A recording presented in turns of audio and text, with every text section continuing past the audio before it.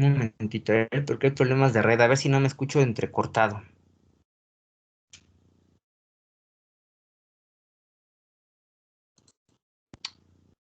Ok, ya inicié la grabación de la clase.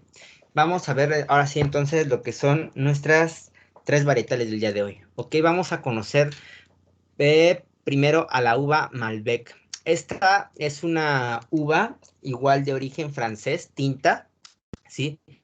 En su coloración suele tener, ya cuando está madura, un color bastante oscuro, ¿ok? Tirando al negro con algunos destellos azulados, como pueden ver en la imagen del lado derecho, ¿sí? De esta uva que está guapísima y que también hace vinos muy guapos. ¿Por qué? Porque cuando estamos hablando de que la uva presenta colores intensos, propios de la fruta, pues esto se va a reflejar completamente en el vino, ¿ok? Entonces, pues cuando está joven el vino de los Malbec, pues vamos a encontrar como estas tonalidades entre azuladas, amoratadas, violáceas, con colores bastante intensos. Están muy bonitos y que también nos reflejan bastante cuerpo en el vino. Entonces, esta es una de las uvas que tienen bastante intensidad, ¿sí? Una intensidad bastante considerable y que por lo mismo los vinos suelen ser de carácter un tanto fuerte. Ariadna Michelle, te escucho. Nada más para avisarle que, bueno, me mandó un mensaje de mi compañera Montserrat Morán, porque no se va a poder conectar porque salió a trabajar hasta la ciudad, profe. Montserrat Morán, Ajá. ¿de acuerdo? Muchas gracias, Michelle. Gracias, profe.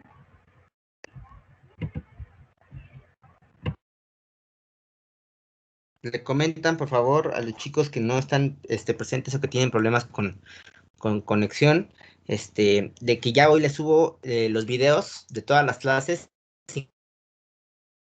incluyendo la y también obviamente el material que voy subiendo paulatinamente de las diapositivas. Si llegan a tener alguna duda, que no duden en hacérmela saber para resolverla. Ok, continuamos con la Malbec. Entonces, esta uva también es parte de la mezcla bordalesa, que estoy seguro que ustedes ya se la tienen bien aprendida, de las 5 uvas principales tintas de la Malbec. ¿Quién me la dice rápidamente? ¿Alguien? Yo, Bien, ¿quién eres? Kenia, Eso, Kenia. ¿Cuáles son las uvas de la mezcla bordalesa, Kenia? Cabernet Franc, Cabernet Sauvignon, Merlot, Malbec, Petit Verdot. Perfecto. Qué bueno que ya te las tienes bien grabadas porque esas, realmente les va a servir muchísimo. ¿Por qué? Porque un montón de vinos del viejo mundo realmente provienen de Francia. Y la mayoría de los vinos franceses también provienen de la región de Bordeaux en Francia, obviamente, ¿no? Entonces, el vino tinto estamos casi dando por seguro que no nos va a especificar la uva, pero como conocemos la región, sabemos cuáles son las uvas tintas con las que se producen en esta región, ¿ok? Muchas gracias, Kenia. Entonces, también la Malbec es parte de la mezcla bordalesa, téngalo ya muy presente, pero es una varietal que al llegar al Nuevo Mundo proliferó de manera magnífica en Argentina, ¿ok? En varias regiones de Argentina, especialmente en la región de Mendoza. Es como de las regiones más importantes del país. Y es tan fuerte esta uva que es considerada la uva de excelencia de Argentina, ¿ok? Entonces, igual ya vayan recordando cada varietal por excelencia que tienen los países. Hemos estado hablando de ellos, hemos estado hablando de las varietales donde mejor proliferan. Se dan todos, igual yo creo que en todos los países viticultores, incluyendo México, también llega a producir Malbec, ¿sí? Y esta es una uva que tiene un proceso de maduración tardío, ¿ok? Porque tarda realmente en producir toda esta maduración a llegar a estas tonalidades de color que le van a aportar mucho cuerpo, muchos aromas, muchos sabores, mucha intensidad a los vinos, ¿ok? Entonces, recuerden muy bien, y para que también como que tengan de lo que es el maridaje con una Malbec, si ustedes saben, los argentinos, pues parte de su gastronomía de las más fuertes es como la parrilla, ¿no? La carne a las brasas asada, El asado, ¿no? y por ende, exacto, sí, la carne asada es como algo que ellos tienen como muy arraigado dentro de su gastronomía. Por ende, es como un ejemplo de maridaje, los vinos con carne asada con la uva Malbec, ¿sí? Que es la uva emblema de Argentina. Incluso tienen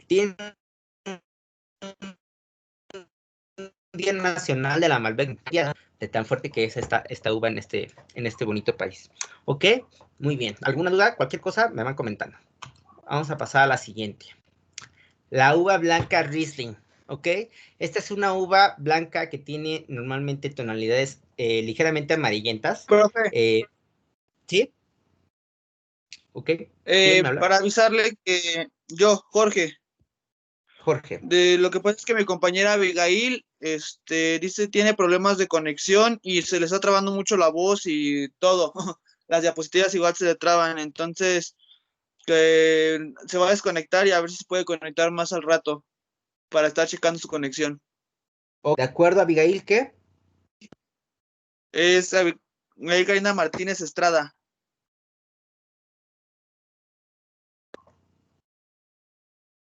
Sí, espero que ya ahora que me manden el grupo oficial, ya no tengamos tanto problema con este asunto porque no tenemos chat, no tenemos forma de pasar asistencia. Y tomarla como de manera tradicional está bien difícil porque hay unos que no tienen micrófono y obviamente pues, si no tenemos tampoco chat, es como muy difícil esa parte de lo que es la asistencia.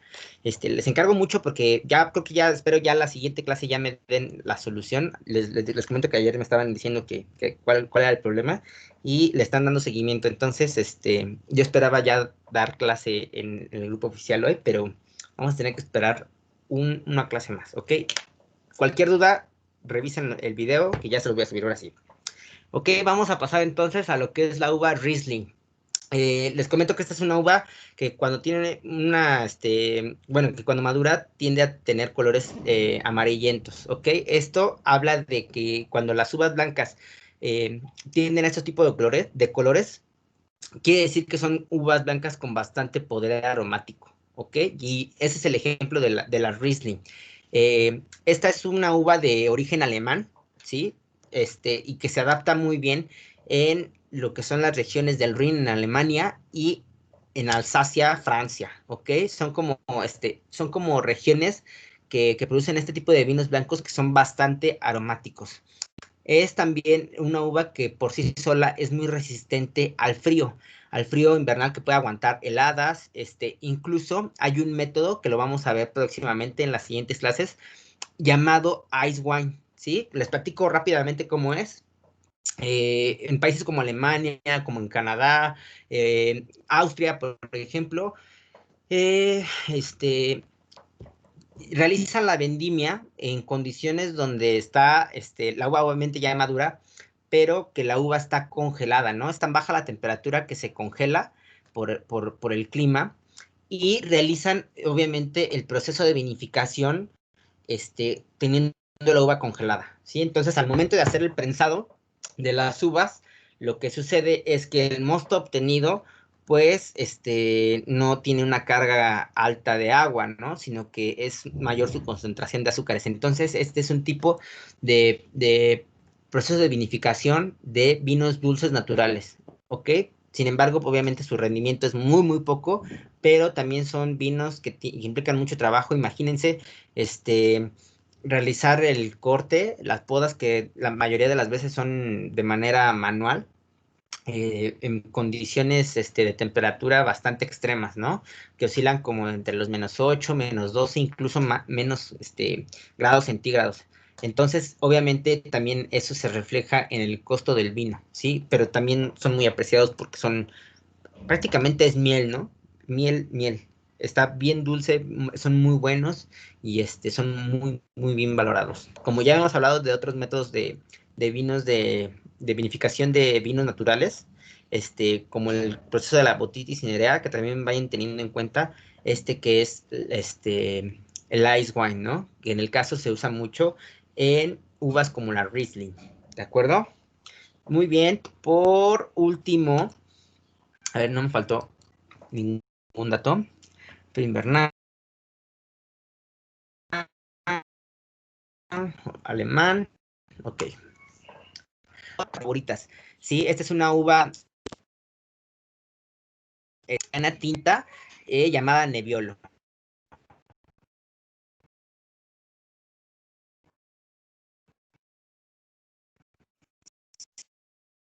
Sí, es una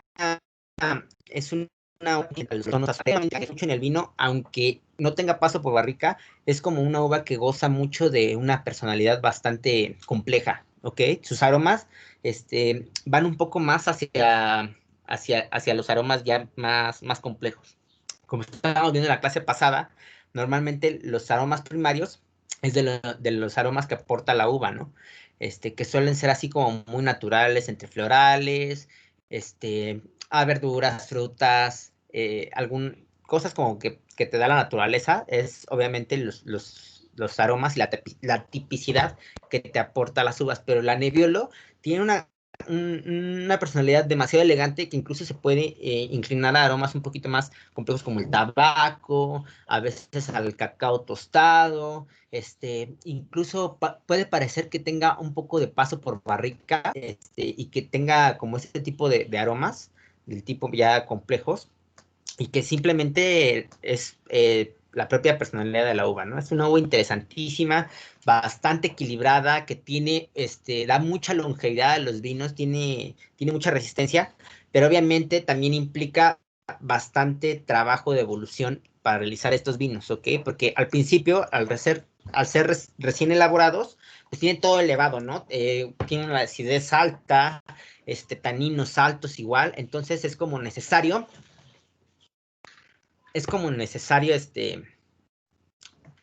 hacer que evolucionen un poco para que se vayan redondeando todas estas características y sea un vino mucho más equilibrado, ¿ok? Si bien les comento, es una variedad italiana que se da de vinos de excelentísima calidad en la región de Piamonte, ¿sí? También es es una uva que se adapta muy bien a otros terrenos. Incluso México produce muy buenos vinos hechos a base de la uva Nebbiolo, ¿ok? Hay como una controversia entre los italianos porque obviamente en Italia se produce vino de manera monstruosa, ¿no? O sea, la cantidad de vinificación que realizan es de los países más viticultores de todo el mundo. Entonces, no solamente producen Nebbiolo, ¿no? Y no solamente en el Piamonte, sino en otras regiones. Pero, por ejemplo, en el Piamonte tienen algunos denominaciones de origen en vinos como son los vinos Barolo y los Barbaresco, ¿sí? Que están tremendísimos, realmente gozan de una personalidad increíble, ¿no? Son muy bien valorados, son igual de un costo bastante, pues no tan accesible, pero que refleja en el vino un montonal de calidad, ¿no? Básicamente también lo que hacen con estos vinos es realizar una especie de pacificación. Al cortar la uva, la riegan para que el sol las deshidrate un poco y eso también haga que todas sus características estén mucho más intensas, ¿no? Si de por sí es una uva que tiene bastante intensidad en muchos aspectos entre color, aromas y sabores, pues que pierda agua, obviamente la va a potencializar un montonal este tipo de prácticas, ¿no? Su nombre proviene de la palabra nevia, que significa niebla, ¿sí? Una particularidad de la región de Piamonte es que es una zona con mucha neblina y también debe esto, a esto le debe su nombre, ¿no? Y que tiene también como una carga importante de pruina en la parte exterior de la uva, que también hace que se vea nebulosa de alguna forma, ¿no? Un tanto opacona, ¿sí? Y se usa para producción de vinos bastante longevos. Y no solamente le estaba comentando que se realiza vinos con Nebbiolo en México y en Italia. También se ha adaptado muy bien a otras regiones como California, en Australia, en Nueva Zelanda y en otras partes del viejo mundo. ¿Ok? Entonces esta es una de las que vale mucho la pena conocer tanto teóricamente como directamente en la práctica, ¿sí? Porque en lo particular es una de mis uvas favoritas. Y es como difícil encontrarme una Nebbiolo que no me guste, ¿no? Ya sea, a mí me fascinan los mexicanos en todos los aspectos, los vinos mexicanos son de mis favoritos igual, y cuando nos topamos con una uva tan magnífica como la Nebbiolo y con vinos en general de una buena calidad como los vinos mexicanos, pues hacen una mezcolanza entre calidad, entre mucha personalidad, entre, ¿cómo se llama? Complejidad, y hace vinos realmente maravillosos, ¿ok? Entonces, estas son las 3 uvas del día de hoy, la Malbec, la Riesling y la Nebbiolo, ¿ok? Vamos ahora ya a ir de lleno a nuestra clase, porque este es un tema también súper mega interesante, lo que es el proceso de los vinos. Les voy a presentar primero lo que es la vinificación en blanco, que es como la base, ¿no? Y vamos a ir después hacia los vinos, me parece que fue tintos, no, primero los rosados y luego los tintos, para que vayan como revisando lo que son las diferencias en la vinificación de cada uno, ¿ok?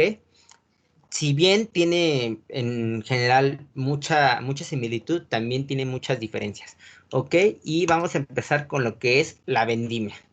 ¿Qué se requiere para realizar la vendimia? En general, no solamente de los vinos blancos, pues que debe estar obviamente en condiciones óptimas de maduración, que tenga el nivel de azúcar necesario, de acidez, que haya recibido las horas sol, que haya recibido las podas, etcétera, ¿no? Todo lo que hemos estado hablando en las clases pasadas. Sí, esta va a depender en el hemisferio donde se lleve los meses de vendimia. Sabemos que tanto en el hemisferio sur como en el hemisferio norte se va a realizar entre las estaciones a mediados del verano a mediados del otoño, ¿ok? Básicamente en el hemisferio norte suelen ser como entre agosto a octubre, y en el hemisferio sur se inclinan más como a meses de entre febrero y abril, ¿no? Va a depender mucho, obviamente, de lo que estamos hablando de las maduraciones tardías, unas que maduran más tempranamente, de las condiciones con las que se haya desarrollado, que haya tenido suficientes horas sol, del riego, del terroir, de los climas, etcétera, etcétera. Todo lo que hemos hablado ya va a depender, ¿no? Del lugar donde se realice, el tipo de uva, el cuidado que le hayan dado al viñedo, etcétera. ¿Ok? Muy bien, se realiza entre mediados de verano y principios del otoño, ¿ok? De un vino blanco se puede obtener de uvas tanto blancas como tintas, ¿ok? Ahorita vamos a ver eso. En pocas palabras, si tú tienes una uva blanca y tú la prensas, el jugo que obtienes es de una tonalidad clara, ¿no? Y si tú igual tomas una uva tinta y la prensas, pues también vas a tener el mosto de una tonalidad clara, ¿sí? Vamos a recordar, ahorita que vamos bien a los vinos tintos, que lo que da la tonalidad tinta a los tintos, son los ollejos, ¿ok? Que es esta piel, la piel que recubre totalmente el fruto, ¿sí? Eso es lo que tiene la carga de esos polifenoles llamados antocianos, que son los que van a dar el color al vino, ¿sí? La vendimia puede ser tanto manual como mecánica. Ya sabemos que manual, obviamente, va a conservar mucho más la integridad de la uva, a diferencia de la mecánica, que pues como que se dedica a cortar entre uvas, también se lleva pues hojas, se lleva zarcillos, se lleva sarmientos, se lleva todo, ¿no? Va cortando, ¿no? De una forma mecánica, que esto se va a reflejar un poquito más como con aromas herbáceos en el caso de la mecánica. Y cuando es manual, obviamente se conserva más como la personalidad completa de la uva. Entonces va a poder expresarse de una forma más franca la personalidad de la uva. De lo que hemos estado hablando de cada una de las varietales es como se van reflejando directamente en el vino. ¿Ok? La vendimia de las uvas blancas es mejor realizarla de noche, particularmente también en la madrugada antes del amanecer, ¿ok? ¿Por qué? Esto es para ganar aromas, más bien para no perder aromas. En el caso de las uvas blancas, para no perder aromas. ¿Por qué?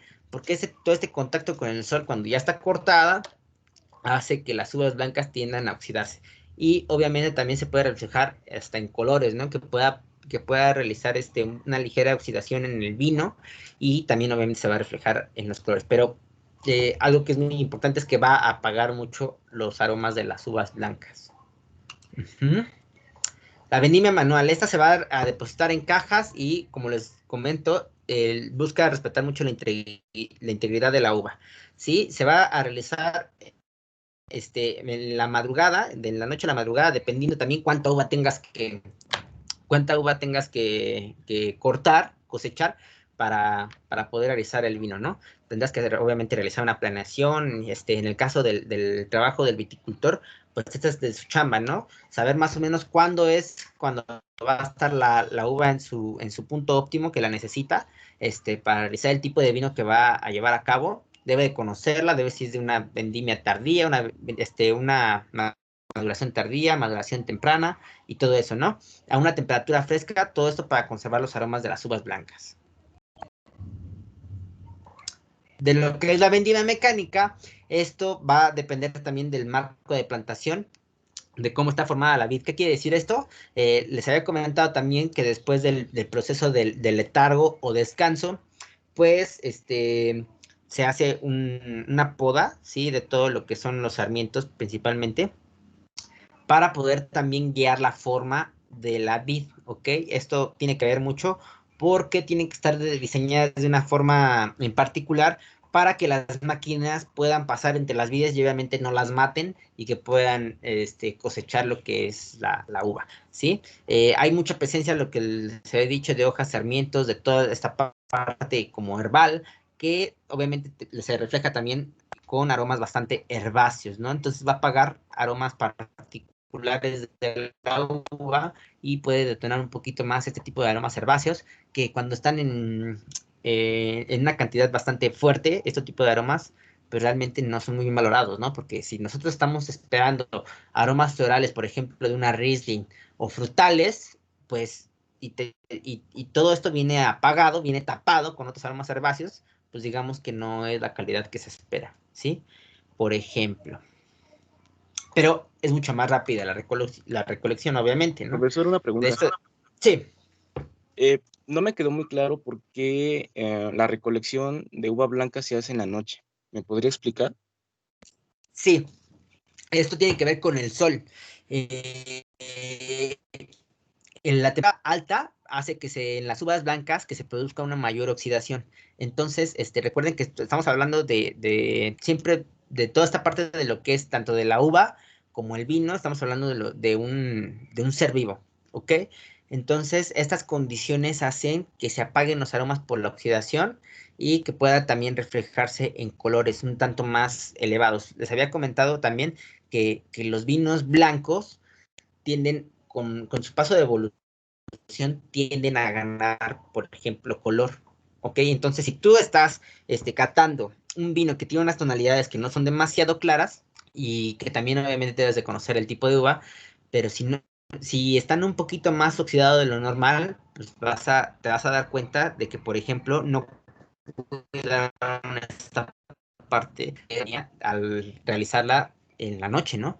Porque tal vez tomó color únicamente porque la realizaron en el día, ¿no? O hubo una mezcla, o sea, no les alcanzó el tiempo, empezaron en la madrugada, empezaron en la noche, y estuvieron toda la madrugada y no les alcanzó el tiempo para vendimiarla toda, y todavía continuaron vendimiando durante el día, y obviamente se va a oxidar la uva.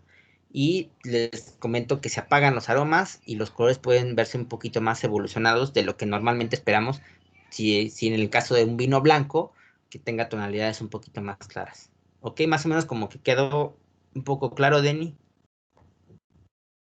Tienden a oxidarse cuando Sí, no profe. se ven. Sí, todo bien. Ujú. Pero es un De factor que acuerdo. determina el sol, ¿no? Principalmente. Sí, O la sea, algo exterior. temperatura también. Ujú. Pero hay cosas que no se pueden controlar del todo, ¿no? Pero obviamente si Claro. estás, por ejemplo, haciendo un vino de excelente calidad, pues sí vas a buscar que tenga las características necesarias para que sea de calidad la uva, ¿no? Y entre ellos es vendimiarla en la temperatura y en las condiciones que debe ser que en este caso de las uvas blancas es en la noche, ¿sí? Muy bien. Obviamente ya también se llenan cajas de entre 15 a 25 kilos, dependiendo también de la uva, para que no haya algún prensado entre ellas por el peso, y se van a transportar para ir a la bodega, que es donde va a empezar directamente lo que es el proceso de vinificación. Está cargando la presentación. Un momentito. No sé qué pasa. Tenemos varios problemas el día de hoy. Ok, la recepción. ¿Qué pasa? Pues llega a la bodega, recién cortada la uva, ¿sí? No se debe de maltratar la uva, no debe de partirse, por así decirlo, ya que empezaría como un proceso de maceración o de fermentación temprana, ¿sí? Entonces aquí también puede perderse muchos aromas o obtener aromas que son que no sean deseados, ¿no? En el caso de las uvas tintas, si se rompe en esta parte de la recepción, de estar pues sirviendo las uvas, porque también en la parte de la recepción, a veces pasan por filtros de calidad para separarla y con ella hacer como diferentes líneas de vino, ¿no? A lo mejor pueden hacer un Chardonnay, Premier, y luego se empiezan a hacer como con uvas que están un poco maltratadas, por así decirlo, pues a líneas que son como distintas, ¿no? Como vinos más, de batalla, jóvenes que no requieren tanto trabajo, ¿ok? En algunos países hay una gran selección de granos, que esto es también dependiendo también, las denominaciones de origen y las restricciones de calidad que tenga cada lugar en particular, pero sí deben de cumplir con ciertas normas. Sobre todo para realizar el comercio, hablando de importación, ¿no? Porque hay, está, por ejemplo, en el viejo mundo, son como muy estrictos en la elaboración de los vinos. Entonces, tu uva debe de contar con unos niveles tantos de azúcar, ¿no? Y debe de tener, un color tal, y debe, de tener un porcentaje de agua de tal. Entonces, si no, no vas a poder, tú ostentar la denominación de origen, por ejemplo. Ok, entonces, pues sí, suelen ser un poquito más estrictos en toda esta parte de la elaboración. Que a diferencia del Nuevo Mundo, pues a veces pues, lo hacen, ¿no? Con la uva que caiga y a ver qué sale. El despalillado, que es en esta, normalmente se hace con una despalilladora, dependiendo también si estás haciendo como un vino más artesanal y que no es de una producción demasiado grande, pues pueden incluso no despalillar la uva, ¿sí? Esta puede ser dependiendo para que se conserve más como la integridad propia de la uva, que no obtengas aromas y sabores de lo que es, por ejemplo, el raspón, este esqueleto del que está fijado cada uno de los granos de uva, ¿ok? En esta parte, pues la despalilladora es una tolva que va girando y que va creando un cierto tipo de fricción para despegar las uvas de lo que es el raspón. Entonces, de un lado salen los granos y de otro lado salen los raspones, ¿ok? Porque los raspones también tienen, pues, notas, dan notas aromáticas y, y de sabor que a veces son bastante intensas y que pueden apagar otras particularidades que son de mejor aprovechamiento para el vino, ¿no? Entonces, va a depender también si, por ejemplo, quisiera el enólogo un vino con cierta intensidad de acidez a lo mejor y con aromas, a lo mejor se apagó la uva, ¿no? Porque a lo mejor la vendimiaron en el día y a lo mejor se apoya un poquito con el raspón, dejando un poco de raspón en la vinificación para que aporte un poco más como de cuerpo y de carácter, ¿no? Porque esto es como lo que le da ese tipo de sabores un poquito más fuertes. Va a depender obviamente de lo que de lo que quieras obtener en el vino. Y el cuidado que tengas. Siempre será dependiendo de la línea de calidad que estés manejando. Sí, porque les comento que hay unos que incluso puede realizarse con todo y el raspón, pero obviamente se va a reflejar esto como con muchos aromas herbáceos, ¿ok? Entonces, pues no será también un vino de excelentísima calidad. Y no lo van a poder vender a un precio alto, ¿no? Entonces todo esto interviene. todo lo que influye en el precio de un vino realmente es trabajo, ¿sí? A veces de muchas cosas, a veces del campo, a veces del proceso de vinificación, a veces del marketing, a veces de un montonal de cosas que nosotros al final es lo que estamos pagando, ¿sí? Entonces, dependiendo del cuidado, pues implica más trabajo. Y obviamente es mucho mayor el costo. ¿Sí? De un lado salen los raspones y de otro lado salen los granos más íntegros, ¿ok? Entonces, esa parte pues ya es lo que se utiliza para hacer la vinificación. Los raspones pues ya los utilizarán a lo mejor como abono para volver a integrarlos al viñedo y que también como que no se pierdan demasiados nutrientes.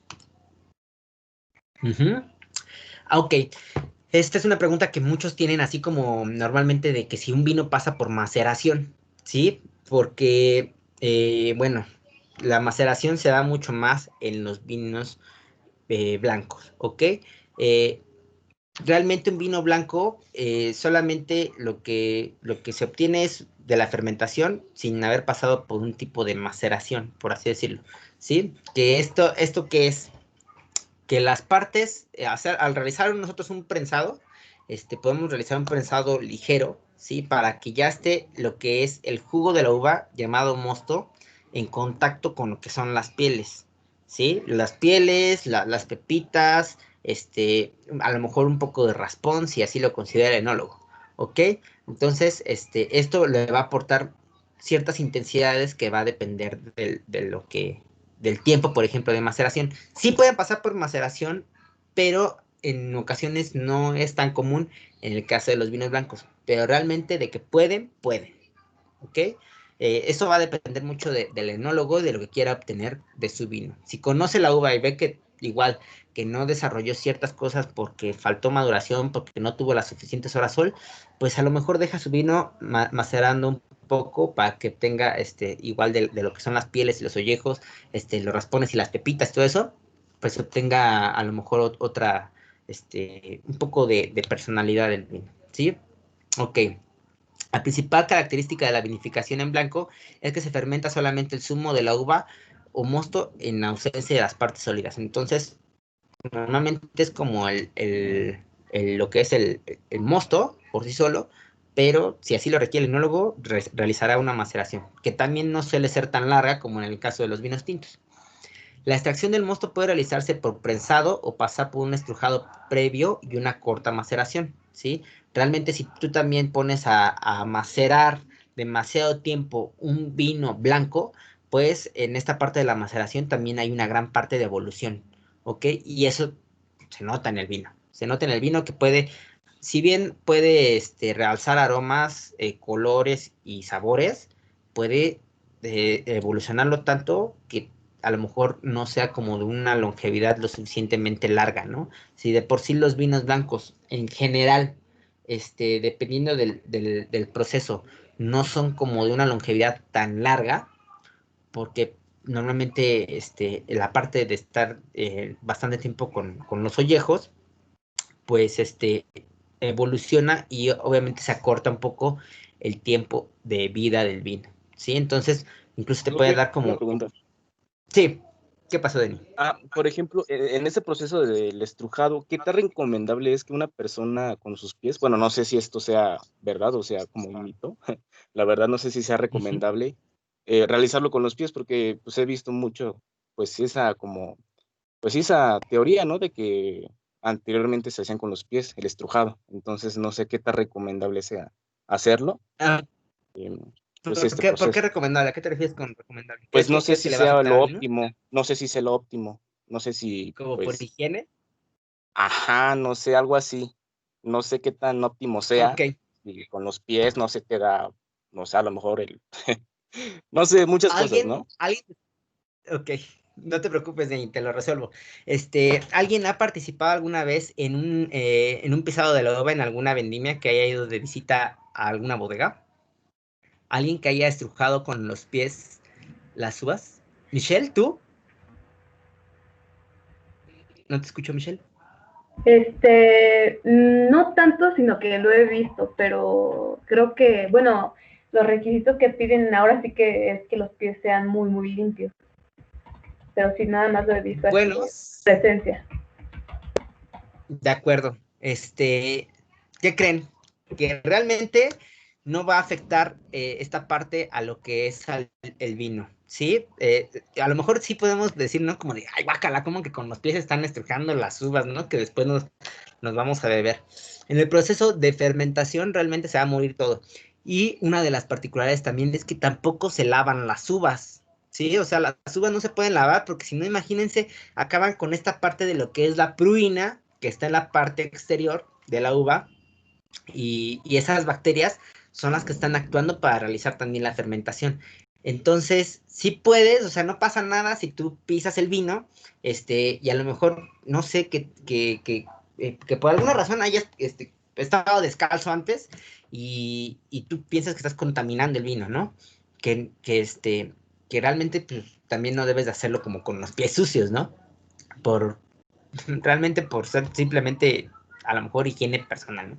Pero en el proceso de maduración, todo se va a morir. Incluso a lo mejor va a colarse lo que es algún bichito, algún gusano, alguna araña, no sé, una pequeña catarina, que a lo mejor vivía dentro de un racimo de uvas y también se va a hacer vino. Entonces no pasa nada porque realmente entra, más bien el producto final va a resultar completamente limpio de cualquier bacteria, porque en el proceso de la fermentación también se está produciendo alcohol y sabemos que el alcohol es un agente bastante estéril, ¿ok? Entonces, por sí solo, el vino es un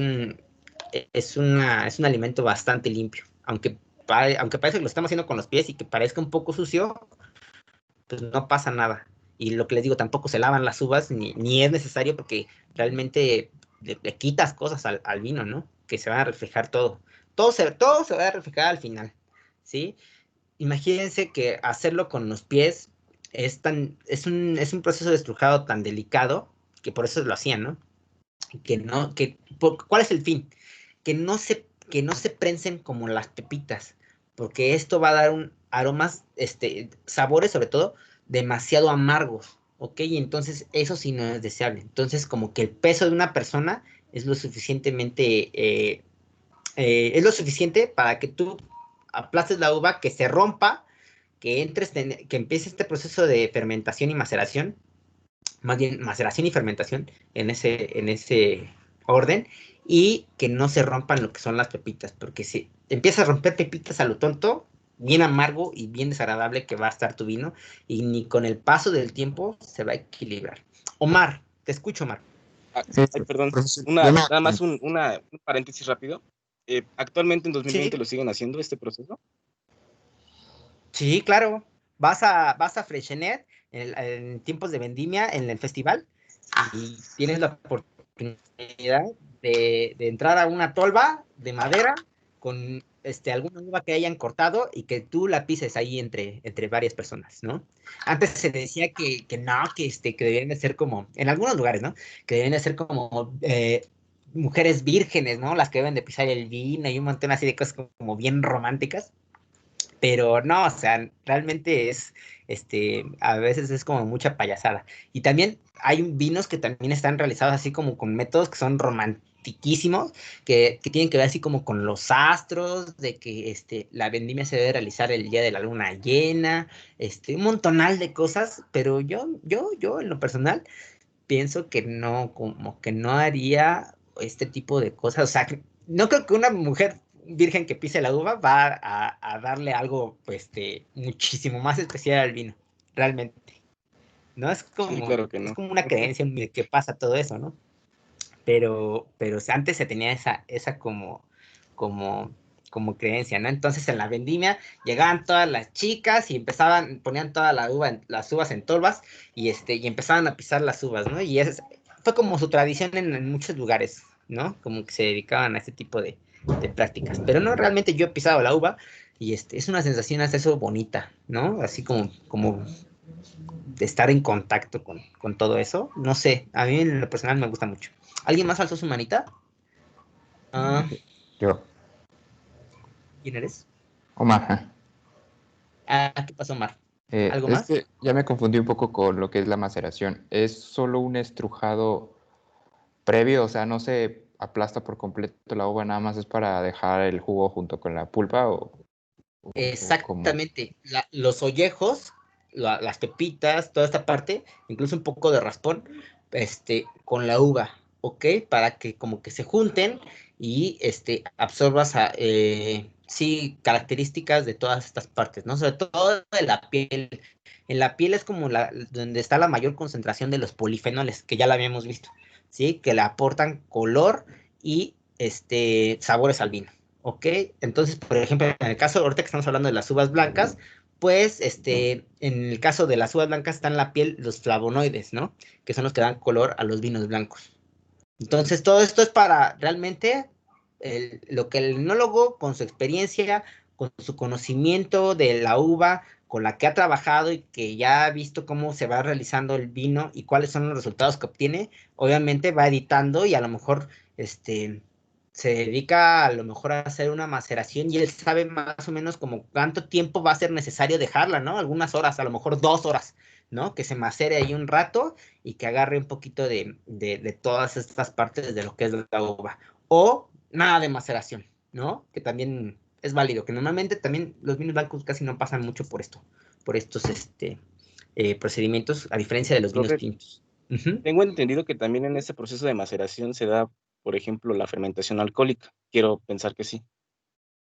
O se empieza a dar esta Se fermentación alcohólica. controla con temperatura para que no se inicie directamente la fermentación. ¿Ok? Ok, pero es controlado por la temperatura, entonces. Sí, también la temperatura debe ser necesaria para o sea, mantenerla como fresca. Va a oscilar como unos 10 grados para que no se inicie como una fermentación previa. ¿Ok? El enólogo es el que va a decidir cuándo inicia la fermentación, cuándo termina la fermentación, todo lo que él quiera, él es el autor del vino, ¿no? Él es como el artista, ¿sí? De lo que es esta parte. Entonces, si él cree que la maceración, es mejor como que se inicie ya directamente con la fermentación, lo hace, ¿no? A lo mejor está experimentando y lo hace. O Entonces, alguna persona que como se dedica a tal, hacer como vino de forma artesanal, lo hace, ¿no? O como sea, no tal, hay como entonces un método, ¿no? la temperatura óptima como tal, entonces es a partir de unos 10 grados aproximadamente. Más o menos para que no inicie un proceso drástico de fermentación, que en ese caso ya es la fermentación alcohólica, que ahorita la vamos a ver, ¿ok? Muy bien, Perfecto. ok. Gracias. Por eso les comento que la maceración ideal para los vinos blancos es la denominada maceración en frío, sobre todo para que no se oxiden. Ujú. Ya vemos que la oxidación afecta a los aromas, afecta a los colores, afecta a todo. La maceración en frío de la vendimia es una práctica cada vez más utilizada cuando se desea extraer el máximo contenido aromático, ¿sí?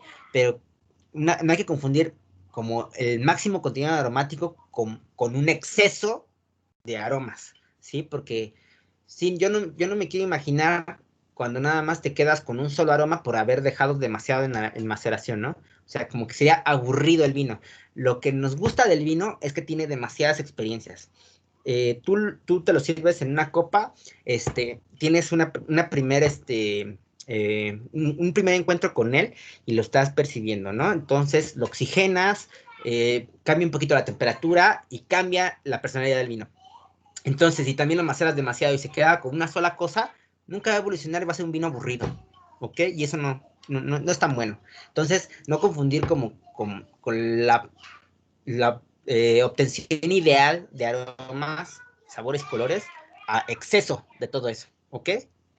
Mm, la aplicación de bajas temperaturas permite una extracción selectiva y evita el comienzo de la fermentación, de lo que estaba hablando con Deni hace un momentito, ¿no? Que a baja temperatura no se inicia como una fermentación alcohólica previa.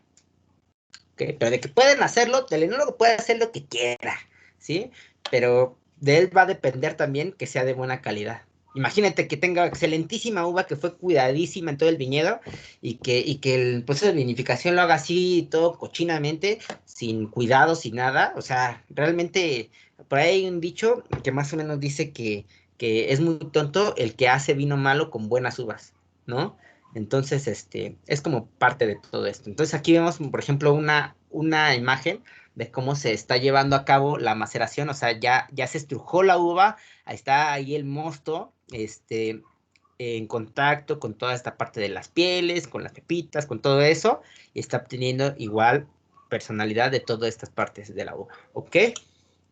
Continuamos porque vamos bien atrasados. El prensado. ¿Qué pasa? Ya cuando las uvas se despalillaron o se quedaron con el racimo completo, ¿sí? Va a depender de todo lo que hemos hablado, de todo. Del campo, de las uvas, de la vendimia que se realizó, manual o mecánica, si se hizo del día a la noche, todo lo que hemos hablado, todo tiene que ver, ¿sí? Es como parte de que vayan conociendo como la receta para hacer vino, pero de que puedes hacer la que tú quieras, es como cuando estamos haciendo un platillo, ¿sí? A lo mejor, a mí me gusta iniciar con ciertas cosas y luego con otras y así, y ustedes tienen otro método, ¿ok? Entonces, así es como funciona realmente. Entonces, después de esto, las uvas normalmente son prensadas para obtener todo el mosto. O en el caso de si se requiere hacer una maceración, la realizan un pequeño estrujado, ¿sí? Se queda ahí un rato, como concentrándose entre ellas, así como absorbiendo todo lo rico. Y ya después se va a realizar lo que es el prensado, para ya obtener bien todo el jugo del mosto, ¿no? Imagínate, si en el prensado nada más está haciendo como un pequeño, ligero prensado, pues no se obtiene todo el mosto. Ya en el prensado es cuando se obtiene todo el mosto, y esto va a ser a una temperatura que va a oscilar más o menos entre los 13 grados centígrados, ya para después continuar con la fermentación, ¿sí? Esto va a ser, dependiendo del tipo de vino que se va a realizar, también va a ser el tipo de prensado, ¿ok? Si nosotros, recuerden que si prensamos demasiado, vamos a tener así como una gran concentración de todas estas cosas que nos van a dar, por ejemplo, lo que son las pepitas, y que va a tener sabores a lo mejor demasiado disparados, como la amargura, o por ejemplo, la acidez también, en algunos casos. Entonces, debe ser, incluso hay lugares, por ejemplo en España, donde en ciertas regiones tú tienes nada más cierta fuerza, ¿cuáles son? Kilopascales, lo que utilizan, para las prensas deben estar calibradas a esa presión, para no obtener una sobreextracción, ¿sí? Porque eso habla mal, o sea, si estás hablando de vinos Viura, de la Navarra, o no sé, de dónde, de Jerez, por ejemplo, bueno, un montón. Perderías esta parte de lo que es tu denominación de origen, y ganarla también está bien difícil, ¿ok? Entonces, cuando nosotros compramos un vino que tiene denominación de origen, es porque realmente esa bodega lleva tiempo esforzándose en hacer vinos de calidad y respetando todas las normas para que el vino sea de buena calidad. Entonces, también eso tiene que ver mucho. Ya después vamos a verlo un poquito más cuando estemos como interpretando etiquetas del vino, pero obviamente estamos hablando, por ejemplo, de regiones, ¿no? Igual, en Burdeos, ¿cuánta presión se debe de tener máximo al prensar las uvas en Burdeos? O en todas las partes del viejo mundo, les digo que tiene esta legislación un poquito más estricta. Aparte, en lo que es el prensado, se le añade esta parte que es SO2, que es ácido, es un anhídrido sulfuroso. ¿Qué pasó? Ah, me sacó, se perdió la presentación. ¿La ven? Aún se ve, pero No está veo en nada. prensado todavía. Sí, sí se ve. Sí la vemos, profe. Híjole. Bueno, a ver si es que yo no la veo. A ver, déjame, me muevo de diapositiva. Está todo en negro. Este tipo de cosas me ponen nervioso. Es que dice insuficiente la calidad de red, está causando problemas. Como vemos varias personas aquí trabajando al mismo tiempo, con la misma red. Ay, ¿qué hago? A ver, ya va cargando. Está hoy con lo que es el anhídrido sulfuroso, también es conocido como sulfitos. Esta es una sustancia que se utiliza principalmente para controlar lo que es las bacterias y las levaduras, ¿sí? O sea, nosotros casi en todo el proceso de vinificación se va a estar utilizando sulfitos. Habíamos estado hablando de unos vinos que son orgánicos, que no tienen este tipo, que en su proceso no utilizan este tipo de sustancias. Entonces, pero obviamente es necesario para controlar toda esta parte de las bacterias. ¿Por qué? Porque mientras mayor cantidad de bacterias también produce mayor oxidación y mayor evolución. Entonces también es para controlar toda esta parte, ¿sí? Híjole, no veo la presentación. Se me hace que voy a tener que volverla a cargar. Diablos. Y onda que tenemos bien poquito tiempo, todavía faltan muchas cosas de que hablar. A ver, dejo de presentarla. Ya, que me desesperé y otra vez. ¿Cómo manejo eso? A ver. Uriel, ¿qué pasó, Uriel? ¿Estabas hablando? No te escuché. ¿No? Ok. Otra vez. Changos. Muy bien, ahí va cargando.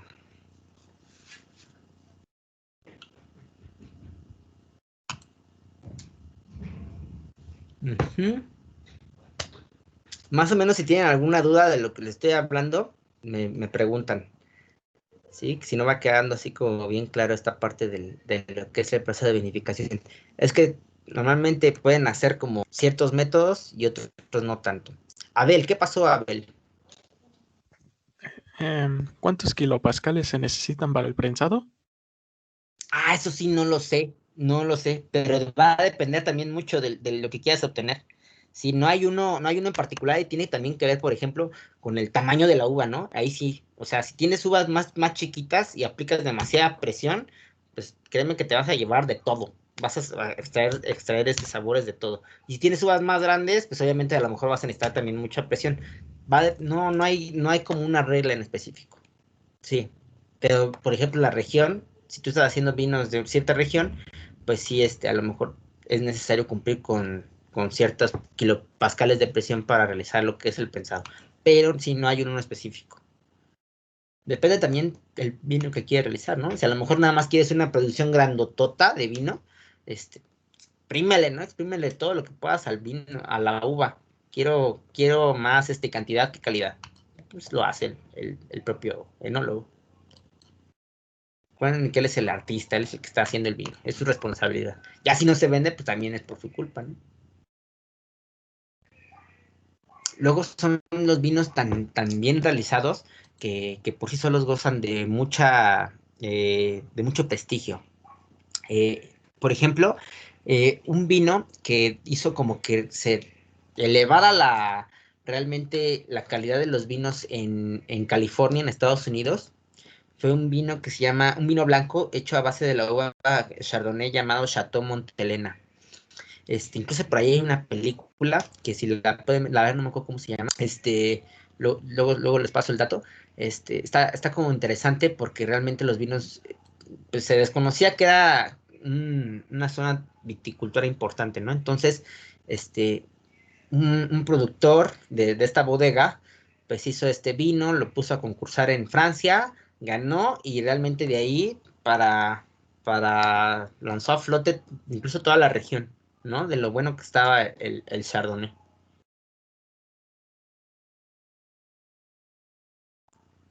Pueden ser tan importantes también como el que está contándonos esta Michelle del Cabernet Sauvignon de la bodega Doleo, que ahorita este año es el mejor Cabernet Sauvignon de todo el mundo.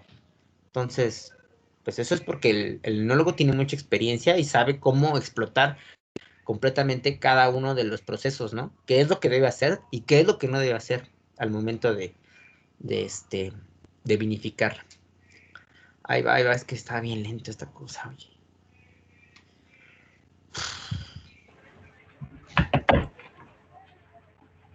Estábamos en la 15. Me imagino que a un enólogo se le paga muy bien, ¿no, profe? ¿Cómo, perdón, Michelle? Me imagino que a un enólogo se le paga muy bien. Bueno, yo creo que dependiendo, ¿no? Yo me imagino que sí, Obviamente tiene que tener mucha experiencia en lo que es la química, porque esto es un proceso químico como tal. Yo les voy a contar así rápidamente una pequeña anécdota. En la escuela, cuando yo estaba haciendo un seminario de cata de vino, el sommelier llevó como invitada a la enóloga de la bodega de Santo Tomás, que está en Baja California, ¿sí? Y nos contó, híjole, estuvo padrísima la clase, estuvo increíble. Nos contó todo lo que hacen, por ejemplo, esta parte de los sulfitos, o sea, yo pensé que nada más era así como en cierta, como para, si hay como muchas levaduras, como échale sulfitos y ya, ¿no? Como que le bajas la intensidad de levaduras. Pero no, nos cuenta, por ejemplo, que los sulfitos sirven para todo, ¿no? Para limpiar las botellas y que no tengan como bacterias. Nos contó de la vendimia, cómo debe de realizarse, cómo debe estar en contacto con, sobre todo, por ejemplo, con los viticultores para saber si ya está la uva en su óptima calidad. Estuvo increíble y yo me imagino que era una mujer súper preparadísima, muy, muy inteligente. Y aparte el vino que realiza hasta la fecha, a lo mejor también porque fue el modo en que lo probé, pero es uno de mis vinos favoritos. Podría decir a lo mejor que es mi vino favorito, el Dueto de Santo Tomás, que nos contó cómo lo hizo y con una pasión que te lo cuenta y que se ve reflejado incluso en el vino. Entonces, es uno de los vinos emblema de todo México y realmente te das cuenta al momento de probarlo del por qué, ¿no? De por qué es tan bueno el vino.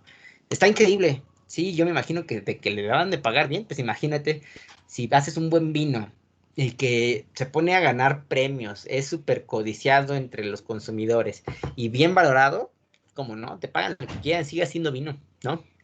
Ok, estamos hablando de lo que son los sulfitos, que es anhidro sulfuroso. ¿Para qué sirve? Para también evitar lo que es oxidaciones y pérdida de color en los vinos, ¿sí? Recuerden que mientras más oxidado esté un vino, más evolucionado y por ende cambia su color, ¿sí? En el caso de los vinos blancos, ganan color.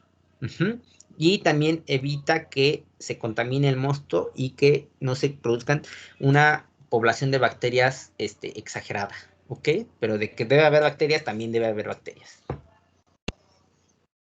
Ok, las prensas van a ser de distintas formas, ¿no? Normalmente ya son mecánicas, las que se utilizan para este proceso de prensado, ¿sí?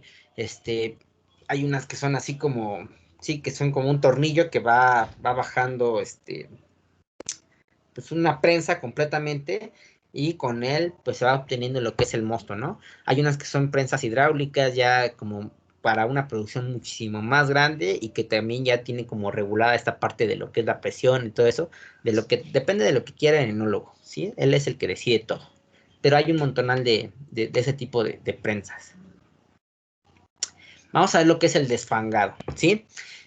Al realizar lo que es el prensado, en esta parte es una especie de filtración que se realiza para quitar defectos, ¿ok? Dice, es filtrar el mosto para quitar defectos como sabores herbáceos, turbidez y menor cantidad de compuestos azufrados como que pueden reflejarse en el vino como aroma a huevo, ¿sí? Que es muy desagradable, ¿ok? ¿Qué pasa? El mosto se va a pasar a un tanque ya después del prensado, obviamente. En esta parte también se determina mucho lo que es la calidad del vino y se ven reflejados aromas en el vino, ¿sí? Prácticamente está la temperatura controlada y por precipitación se va a la parte inferior de lo que es el tanque, lo que son las pepitas, tierra, raspones, ollejos que quedaron a lo mejor minúsculos, se van en la parte de abajo y esto es lo que se denomina fango, ¿ok? Y esto lo realizan a una temperatura todavía más baja que va a oscilar entre los 4 y los 5 grados. Aquí hay una pequeña imagen de cómo realmente es el desfangado, ya se realizó el prensado y todo eso, entonces se deja un tiempecito a que por la precipitación se vayan los sedimentos hacia abajo, ¿ok? Ahora tenemos un poquito de tiempo.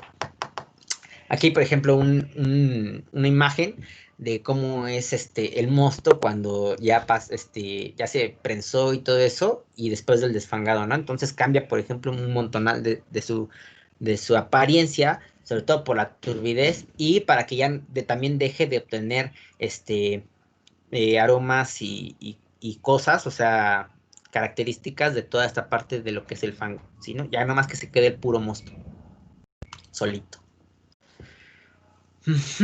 Ahora Así vamos a ver lo que es la fermentación alcohólica, que ya es el proceso en el que se va a convertir el azúcar en alcohol, ¿sí? El mosto cristalino está listo para la fermentación. Este se va a pasar a un tanque completamente limpio, ¿sí? Y también cada bodega, de ser necesario, va a tener su propia selección de levaduras para llevar a cabo la fermentación. ¿Qué pasa? Tenemos levaduras, tenemos el mosto, que es prácticamente agua, azúcar y nutrientes. Las levaduras, al estar en contacto con toda esta parte, empieza a hacer el proceso de fermentación, que básicamente van a comerse lo que son los azúcares, y el desecho que van a producir va a ser el alcohol, ¿ok?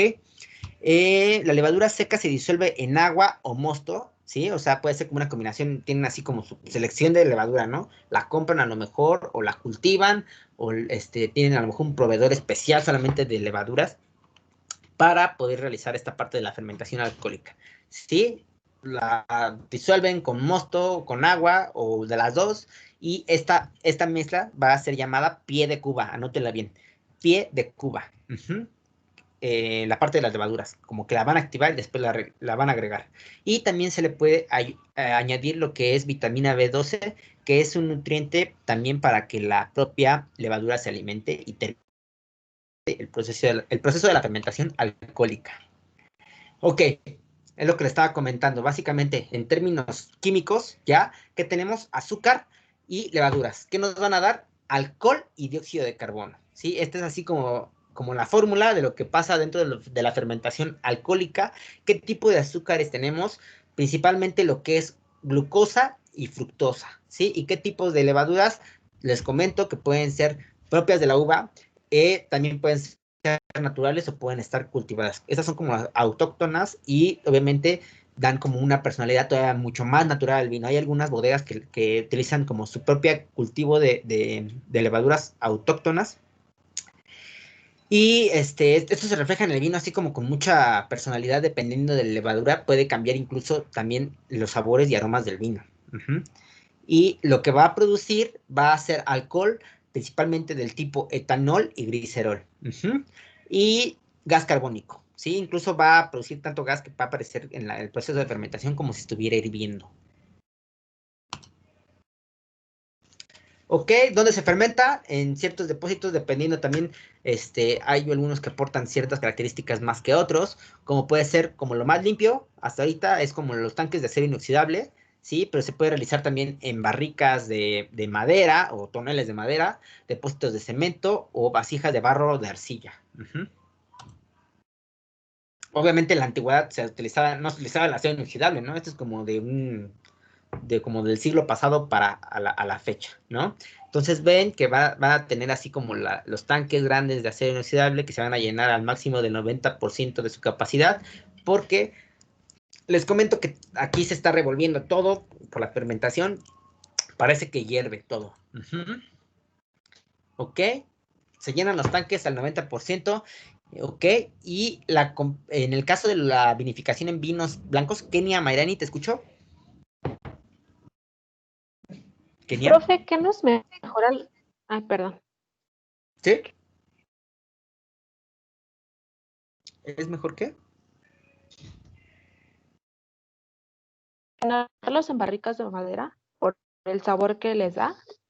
Va a depender mucho de varias cosas, pero a lo mejor puedes realizar tu fermentación alcohólica en acero inoxidable y después pasar a la madera. Y ahorita lo vamos a ver también. Puedes realizar una fermentación distinta como la maloláctica en madera, por ejemplo. Ahorita vamos a ver sobre eso, Mayrani, ¿va? Ok. La temperatura de los vinos blancos, la fermentación alcohólica normalmente oscila entre los 10 a 13 grados. Por eso les comentaba, por ejemplo, cuando están realizando lo que es el desfangado, las maceraciones en blanco y todo eso, tienen que controlar un poquito la temperatura para que no se empiece como una fermentación previa, ¿no? De alcohólica. Entonces, máximo más o menos como entre los 15 grados. Depende mucho de todas las características de los que hemos estado hablando, ¿eh? No nada más, no hay como una regla, les comento, es como algo como que oscila entre ciertos puntos, nada más. ¿Ok? ¿Para qué hacen esto? Para que los elementos volátiles no se pierdan y se reflejen directamente al momento que estamos catando el vino. Si está mucho más alta la temperatura, a mayor temperatura, todas estas calidades aromáticas suelen ser mucho más volátiles y se quedan realmente en donde lo están haciendo y no se quedan en el vino. Va a depender también mucho este proceso de la fermentación alcohólica de un montonal de cosas, de cuánto alcohol quieras obtener, de la calidad del vino que quieras obtener, de un montonal de cosas. Incluso dura entre 15 y 25 días, dependiendo, ¿no?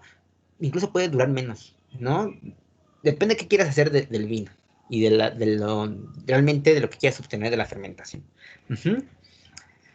Vinos con más acidez, ¿sí? ¿Qué es esto? Ah, ya. Sí, se controla la temperatura también para obtener vinos con mayor acidez, que se valora mucho en un vino blanco, aromas florales y aromas cítricos, ¿ok? Que es así como la personalidad particular de los vinos blancos, que son como muy frescos, ¿no? Y tienen estos aromas que también son muy agradables, bueno, en general, pero que en el vino blanco así como que esperas así como frescura, así como de, ¡ay, qué sabroso!, ¿no? Entonces también se tienen que reflejar ese tipo de aromas, y es lo que debe respetar el enólogo. Y obviamente la personalidad de la uva. Ahora sí, vamos a ver lo que es la fermentación en barrica, como lo que me estaba comentando Kenia. Puede que también le aporte ciertas características distintas ya a lo que es completamente la uva. Si lo hacemos, por ejemplo, en un tanque de acero inoxidable, pues se queda así nada más la propia uva. Pero ya si, por ejemplo, nos aventamos a hacer una fermentación en barrica, que obviamente es mucho más cara, porque imaginen, tienen que comprar producción grande de barricas para llevarla a cabo, y implica más costo, pero obviamente también todo eso se va a reflejar en el vino, como con aromas un poquito más complejos, ya propios de la madera, ¿sí? Igual se llena a un 90% de lo que es la barrica, y en hay realmente un control de temperatura y de tiempo un poquito menos controlado, ¿ok? Obviamente las salas donde se encuentran, pues sí se cuida un poco que no está como muy elevada la temperatura para que no se pierdan los aromas, y aporta mucho aromas a lo que son frutos secos en el caso de los vinos blancos.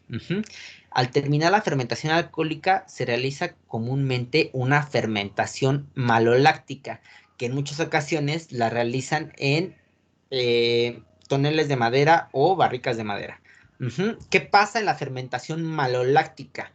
Lo que se va a convertir en ácidos málicos pasa a ser ácidos lácticos. ¿Cómo es esto más o menos? Imaginen que tenemos un ácido fuerte, un poco más agresivo, el ácido málico, como el de una manzana verde, ¿no? ¿Han probado las manzanas verdes que tienen una acidez bastante fuertecita en boca? Pues esa la van a cambiar, se va a transformar a un ácido mucho más noble, como por ejemplo al del yogur natural o al de la crema ácida, ¿no? Que no es tan ácido, que es como mucho más agradable en boca.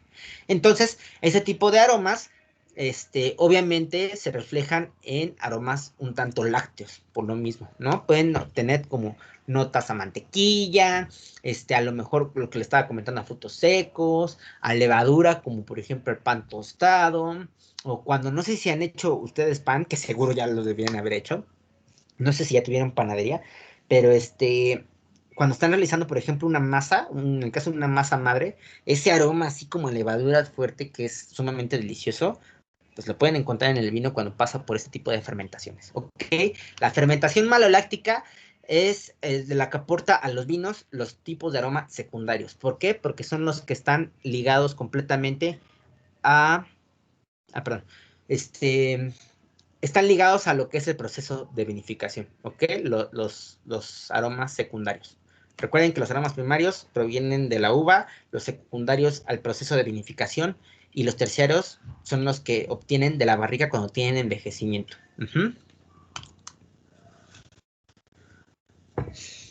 Ok, después de todo esto, de haber pasado ya por la fermentación alcohólica, se va a realizar lo que es la clarificación.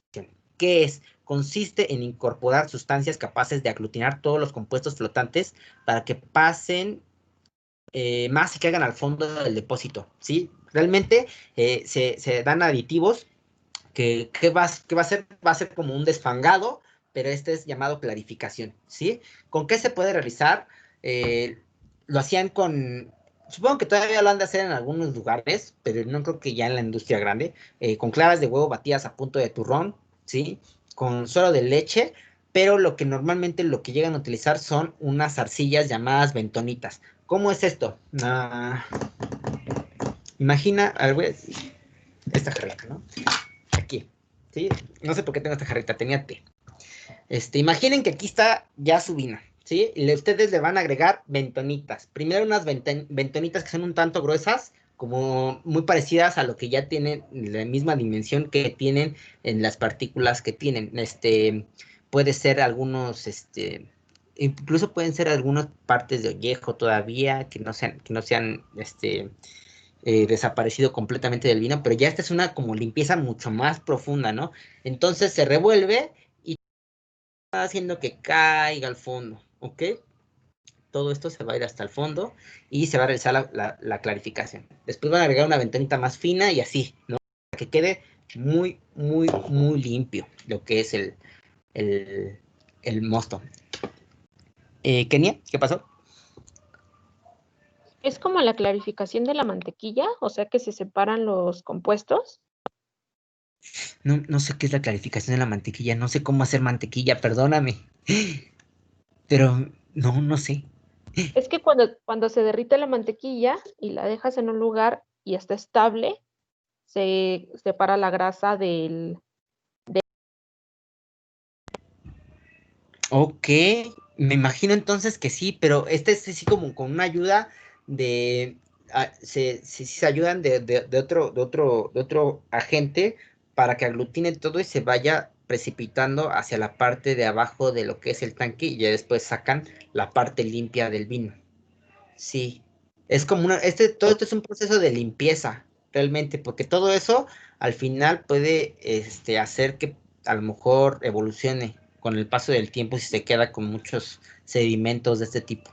Ujú. Entonces es necesario limpiar el vino también. Parte de ello es de la clarificación, pero no solamente la clarificación, también es necesario. Bueno, perdón, antes de pasar con lo siguiente.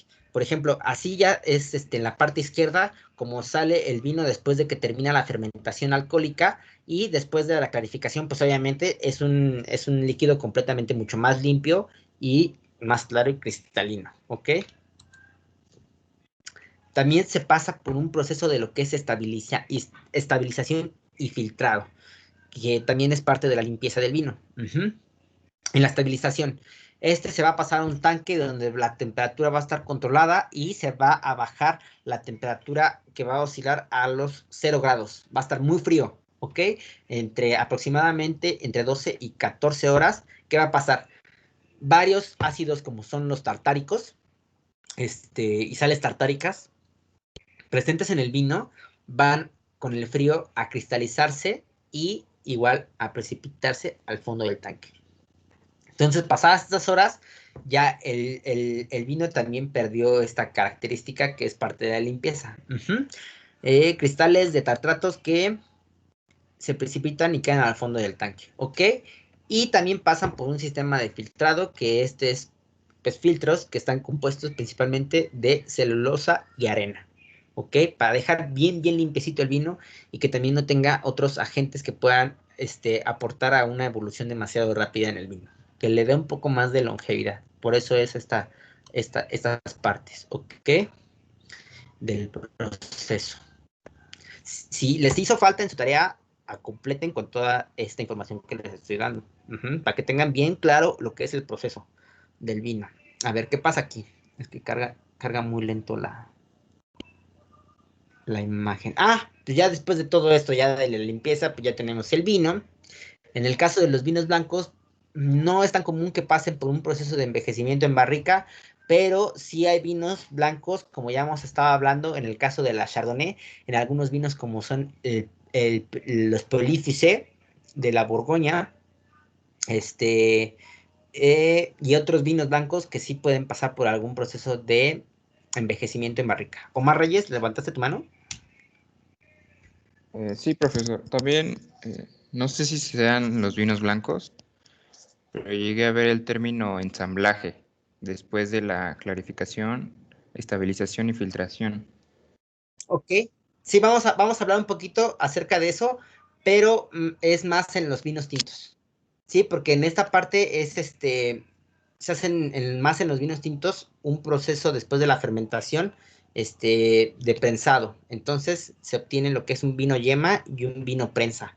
Y con eso el viticultor, el enólogo, perdón, se dedica como a crear una estabilidad en el vino, ¿no? O sea, porque el vino prensa va a tener va a contener como agentes demasiado aromáticos, que tienen demasiado color, demasiado sabor, y el vino yema, que es un prensado, o sea, más bien no es el vino que se obtiene sin el prensado, pues tiene tonalidades más suaves y de mayor calidad. Sí, lo vamos a ver, pero está más en los vinos tintos.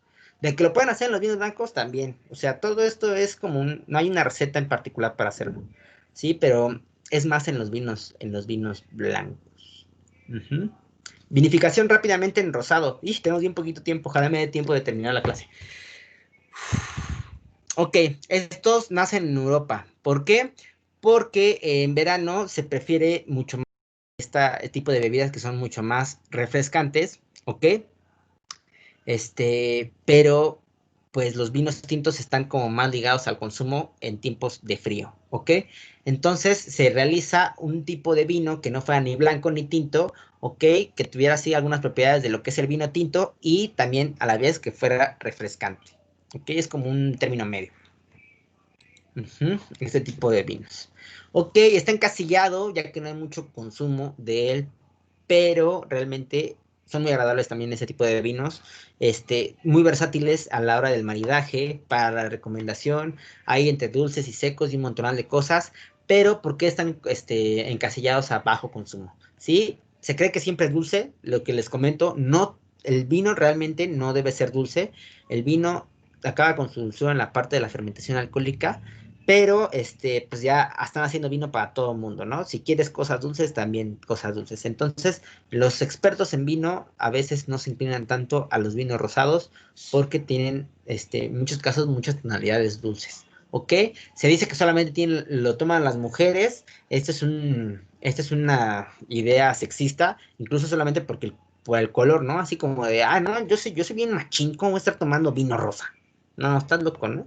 Y está mal porque también son de excelentísima calidad algunos y tienen propiedades que son magníficas.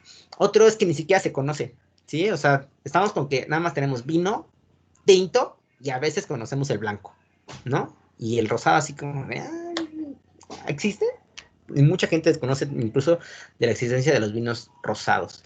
Y también otra cosa es de que por esto mismo en los restaurantes las cartas de vino no ofrecen este tipo de estilos, ¿ok? Pero que también son muy buenos y que se realizan de cualquier uva tinta que ustedes deseen. Muy bien. ¿Cómo son? Pues se definen obviamente por su color, porque no tienen una tonalidad tinta, pero tampoco llegan a ser un blanco, ¿ok? Esto es porque tienen pocos antocianos. Recuerden que este es el polifenol que da color a los vinos tintos.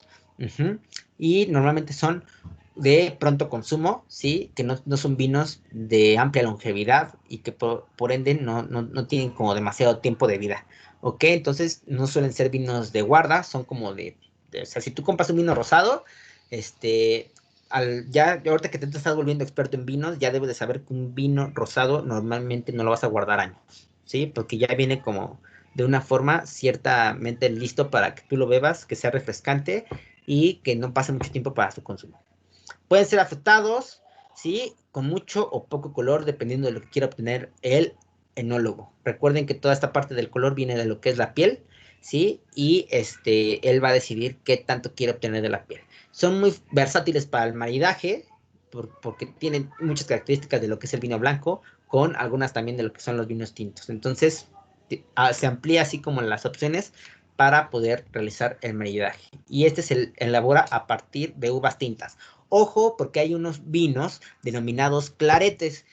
Estos vinos tienen una tonalidad rosada, pero que no están hechos con 100% de uva tinta, ¿sí? De hecho, es una mayor cantidad no le muevan a las diapositivas. ¿Qué pasó? ¿Qué pasó? Alguien le movió, ya no la veo. Chin. No le muevan, chicos. porque esto está tardando mucho. A ver, otra vez voy a volver a cargar. En lo que les cuento de los claretes. La mayoría de la proporción de las uvas de estos vinos es blanca, ¿no? Es uva blanca y que tiene una poca cantidad de uvas tintas. Entonces es diferente a un vino rosado, ¿ok? Realmente se hacen como vinos tintos, los vinos claretes, pero no dan tanto pigmento porque tiene una gran cantidad de vinos de uvas blancas. Abel, ¿qué pasó, Abel? Bueno, yo mientras estaba haciendo la tarea, leí que el proceso del vino rosado es casi similar al del vino blanco. Más o menos, pero ahorita lo vamos a ver. Realmente es porque tiene un proceso de maceración, pero el proceso de maceración es muy corto, ¿ok?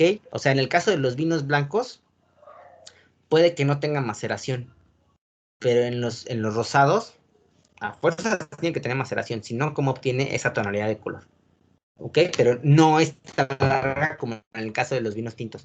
Eso es así como de las características principales que definen entre un vino rosado, blanco y tinto. Michelle, ¿qué pasó, Michelle? No sé si sabes sobre el vino que es azul, uno que sacaron como hace un año o hace 2 años, pero es tonalidad completamente entre azul y violeta. No recuerdo. ¿Cómo se podría llamar eso?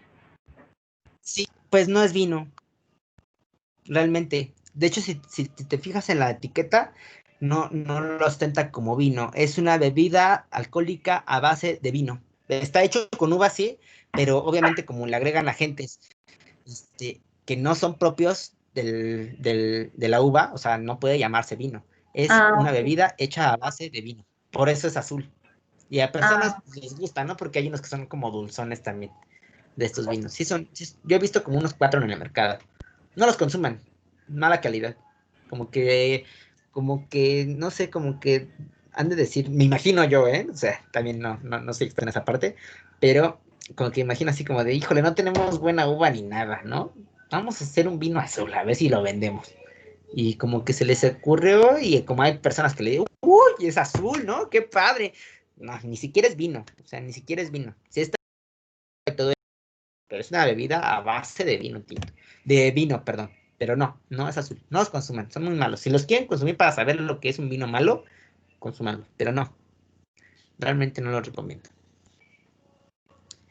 Michelle nos cuenta de los vinos azules. Sí, hay un montón de cosas en el mercado que, híjole, hay que ya han perdido Profesor, como el a mi respeto. compañera Jenny se le fue el internet, la luz, perdón. Híjole, Jenny, ¿qué? Es Huerta. Jennifer Huerta. Sí, Ok, no hay problema. gracias. Que revise los videos, ¿eh? Siempre que tenga un problema hay que revisar los videos. Ya sé que Sí, no los he subido, pero gracias. ya. No, gracias a ustedes, Naomi. Híjole, está bien lenta esta cosa. No vamos a terminar con nuestro tema. Vamos a echarle los kilos. Todavía tenemos 25 minutos. Apenas vamos en el rosado. Los sulfitos. Ok. No nos vamos a desesperar. Aparte está haciendo con mucho calor, ¿no? Como que me pongo nervioso con el calor.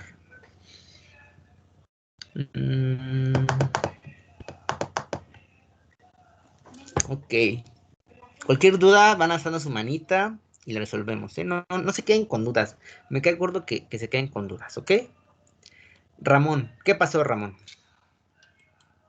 Nada más una pregunta. Sí. Así como la uva Nebbiolo se puede consumir así sin vino, o sea, así normal, directamente de ¿Cómo? cortada. ¿Cómo? No te entendí. Es que se cortó un poquito. Así como la Nebbiolo se puede consumir así recién cortada, por así decirlo, sin vino. Ah, como las uvas de mesa comunes. Ajá, como si lo compro en el mercado, en el Walmart o Sí, así. de hecho, seguramente en algún momento también han comprado uvas hechas de la especie Vitis vinifera, en algunos casos, que sí suele ser, a veces están, a lo mejor no cumple como los estándares necesarios, y mejor la venden como uvas de mesa, o la utilizan para, a lo mejor, producción de jugo, o para producción de pasitas, sí, de que sí también puede ser, también la pueden consumir. De hecho, a lo mejor en un viñedo en la época de vendimia, podrían probarla, ¿no? Pero normalmente no suelen ser tan, ¿cómo se dice? Tan disfrutables como las uvas de mesa, ¿sí? Las uvas de mesa están hechas para consumirse así tal cual la fruta. Las de la uva suelen ser un poquito más como carnosas y normalmente como están hechas para producir vino, pues no se espera como que tenga una carga demasiado fuerte de agua, ¿no? A diferencia de las de mesa, sí. Pero de que las pueden probar. Al final es fruta. Estábamos en fermentación en barrica. No le vayan a mover ya, jóvenes, porque me tardé un montón en ponerla, en llegar hasta aquí. Es que no me carga. Estamos en clarificación.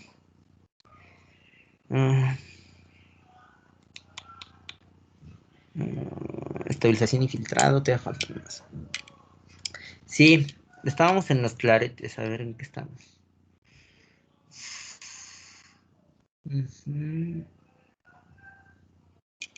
Muy bien. Híjole, se nos pasa el tiempo. Quería que quedara todo este tema listo. Ojalá que sí nos dé tiempo. Cualquier cosa me levanta la mano. Es que sé que voy rapidísimo, disculpen, pero esta es la primera clase que no tuvimos, realmente hace que tenga que ir volando con estos temas. Yo que he estado acelerado todo el curso. Pero ya, a ver. Esperemos que cargue. Si ya ven ustedes la presentación. Es que a mí me tarda mucho en cargar las diapositivas. No.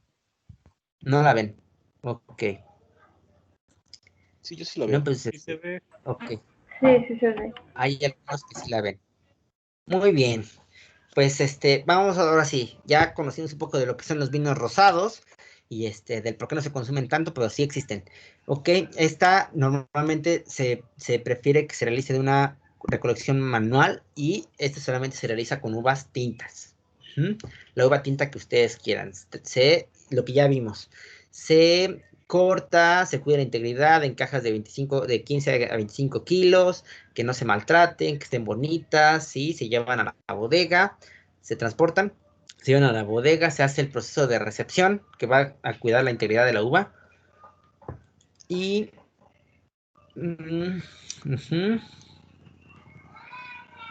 ok. Se realiza lo que es el despalillado. Ok. Pueden no realizar también el despalillado, pero normalmente sí lo utilizan en el caso de los vinos rosados para que no tenga una concentración alta de taninos. ¿Ok? Esta parte que le da la parte del raspón, esta característica. Entonces, normalmente se hace más con lo que es solamente el grano de la uva por sí solo. En esta parte se va a realizar el estrujado. ¿Ok? Si bien, como alguien me dijo, que los vinos rosados se realizan exactamente como los vinos blancos, no, porque los vinos blancos puede que no haya estrujado, ajá, y maceración, pero en el caso de los vinos rosados, sí es a fuerzas que tienen que hacerse. ¿Qué pasa? Se rompe la uva por medio de una estrujadora, ¿sí? Se rompe esta parte de lo que es el ollejo, que entre todo en contacto de la piel con el jugo, ¿sí? Y se le añade sulfitos para evitar la oxidación y que se pierda color, ¿ok? Y aparte que tengan demasiada cantidad de una población grande de bacterias, ¿sí? Que no se contamine demasiado el vino. Y estas bayas y todo lo que se produzca del estrujado se va a ir a un tanque de fermentación. ¿Qué va a pasar acá? Pues se va a llevar a cabo lo que es la maceración. En la maceración está todo junto, todo lo de la uva junto. Pieles con la pulpa de la uva, el jugo, el agua, todo va a estar en contacto, ¿sí? Por un tiempo no tan largo, solamente para que dé las características y tonalidad de color necesarias que desee el enólogo. Aproximadamente va a oscilar entre unas 6 a 12 horas, dependiendo de qué tanta tonalidad de color tiene. Si quieres una tonalidad así bajita, o sea, que realmente sea como si le pusieras una cucharada de agua de Jamaica a un vaso de agua simple, así, si así lo quiere el enólogo, así lo puede realizar. ¿Ok? Hasta solamente la maceración hasta que se tome el color deseado. Pasado esto, se realiza un desfangado, como en el caso de los vinos blancos, ¿sí? Donde se va todas estas partes sólidas en la parte de la precipitación al fondo del tanque y se va a separar lo que es el mosto más limpio. ¿Ok? En este momento es cuando se va a llevar al momento de la fermentación alcohólica, se deposita igual en un tanque de fermentación, que igual puede ser acero inoxidable, vasijas de madera, etcétera. ¿Ok? Y también, lo que ya vimos, se le agrega lo que es el pie de cuba, que es la mezcla de agua con levadura. ¿Sí? Y puede también agregarse vitamina B12 como nutrientes, y también el proceso de fermentación normalmente es como a la misma temperatura en el caso de los vinos blancos, que va a oscilar entre los 10 a 13 grados máximos a 15 grados centígrados. Un tiempo aproximado de entre 15 y 25 días. ¿Ok? La fermentación alcohólica puede o no pasar por un proceso de fermentación maloláctica, o puede ir directamente a lo que es la estabilización, clarificación y filtrado. Es muy raro que se encuentren vinos rosados con paso por barrica. ¿Ok? Casi no los hacen. ¿Existen? Sí, pero no es tan común. El enólogo puede hacer lo que quiera con su vino. ¿Ok? Pero normalmente no se hacen tanto en los vinos rosados con un paso por barrica. Entonces, después de la fermentación alcohólica, puede tener fermentación maloláctica, si no, ir directamente a la clarificación, estabilización y filtrado, que es el proceso de limpieza, y después al botellado para después ir al mercado. Ok. Aquí hay un ejemplo de como una gama de varios vinos rosados, ¿no? Que pueden ir a una tonalidad bastante roja, bastante intensa, ¿sí? A una tonalidad que es demasiado clara. Entonces, todo esto, incluso por la vista, se pueden imaginar lo que van a, ustedes a tener en sensación en boca, ¿no? Imaginen, por ejemplo, el de la parte inferior derecha, que es el vino rosado más claro, pues a lo mejor se va a inclinar por una característica más a los vinos blancos, ¿no? Como puede ser una acidez alta, no tanta tanicidad, a lo mejor tiene un ligero dulzor, ¿no? Entonces va a depender mucho de eso. Como en el caso de los vinos que tienen un color más intenso, también tiene que ver con el tipo de uva, ¿sí? Porque si la propia uva no causa demasiada pigmentación, pues aunque tú te quedes con por ejemplo, una Cabernet Sauvignon que aporta mucho color a los vinos, y en el caso de una Pinot Noir, que es una uva tinta, pero que no tiene una pigmentación tan grande, y tú los dejas al mismo tiempo, pues obviamente van a ser tonalidades completamente distintas. Y depende del estilo y lo que vaya a querer obtener el enólogo de su vino. Okay. Profesor, en el ¿Sí? vino rosado no había dos técnicas, una que era el prensado y otra que era el sangrado. Ajá, sí, bueno, qué bueno que hablas del sangrado. Sí, después de lo que es lo que es ¿cómo se llama? La maceración, se puede llevar a cabo lo que es el sangrado, ¿sí? Normalmente, imaginen que están haciendo vino tinto, es que esto viene en este tema del vino tinto, pero imaginen que están haciendo vino tinto y ustedes, realizan una maceración corta, y de ahí ustedes sacan una proporción de vino que no lleva demasiada maceración, y lo sacan y eso lo producen para hacer vino rosado, ¿ok? Que es cuando nada más se hizo el sangrado de las uvas con un poco de tonalidades, ¿ok? Pero en el caso de los vinos tintos, pueden quitarle como para que no haya tanta agua, se puede decir, y se quede todavía una parte del mosto con una mayor concentración de lo que son pieles, ollejos, pepitas y todo eso, para hacer un vino tinto ya mucho más fuerte, por así decirlo, también, ¿ok? Que, o sea, lo pueden realizar cuando están haciendo vino tinto, que nada más sangró lo suficiente después del estrujado y todo eso, y sacan una proporción para hacer vino rosado, y se quedan con menos cantidad de mosto para que ese se concentre de una gran cantidad de lo que aporta la piel, los ollejos y todo eso. Es más en el caso de los vinos tintos, que separan una parte para hacer rosado y continúan con otra para hacer tinto. Eso es a lo que te refieres con el sangrado, que es también una forma de hacer vinos rosados, pero si te pones a pensar, básicamente es lo mismo.